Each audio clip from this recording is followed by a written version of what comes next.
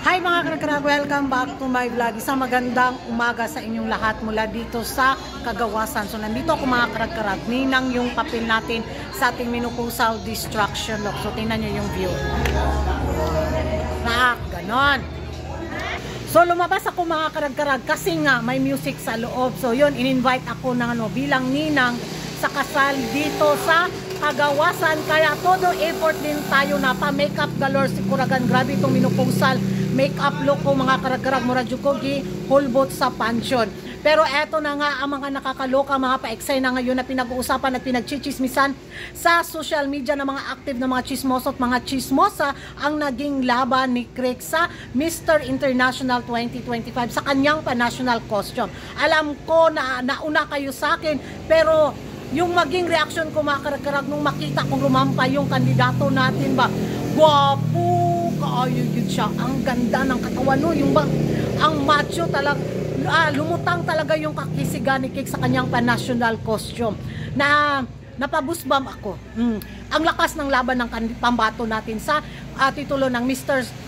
International 2025. Iba yung dating, iba yung karisma. Yun yung mga nabanggit ko na sa mga unang vlog ko, pero umaapaw talaga yung winning glow niya sa taon na to sa Mr. International 2025. At ako na nagwapuhan ako napabilib ako sa kanyang naging performance. Eto ang chika, eto ang mga paintriga, ito yung chismis na kung saan sa kanyang naging performance na kung saan muntik na siyang matapilok bitaw. So makikita daw talaga yung pagka-arugante ng ating pambato. So, yung kayambangan daw, hindi daw talaga maitago ni Craig sa kanyang naging paura, sa kanyang naging performance. So sabi ng mga chismoso at mga chismosa natin, mga friendly neighborhood na mga taga-tacos, bakit daw may ganitong pa-national costume ang Pilipinas? Sobrang fake daw ba? Wala daw bitaw pinaghuhugutan. Lami kay sila sampag sagpaon sa akong pablash on na mura ko gisumbag ni Manny Pacquiao na walang fake yung naging pa-national costume ni Craig. Grabe, siguro hindi nila alam yung history ng Pilipinas, yung mga perlas ng Pilipinas, di ba? Ano nga tawag nun? Pearl of the Orient Sea ba tayo? Kung mali ako, comment daw mga karag-karag, kay nakalimutan ko talaga kung anong tamang term. So yun yung naging pa-national costume ni Craig. So sabi nila na too much fakery daw sa kanyang pa-national costume at hindi daw matatawag na pa-national costume ba.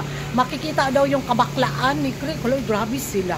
Grabe yung mga ibang mga taga-tacos bitaw na basher ni Craig din sa kanyang naging laban sa Mr. International 2025 na arugante.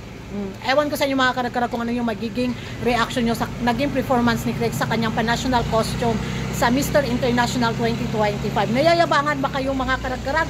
At paki-explain din pala kung ano yung pa-national costume ni Craig. Comment down below kung hindi ka pa nakapag-subscribe sa YouTube channel ko. Don't forget to like and subscribe Kuragan Karag and hit the notification bell para update kayo sa mga latest kaganapan at late na intriga sa mundo ng beauty pageant. Kaya musulod na ako kay mag-start na ang wedding ceremony nila. O diba?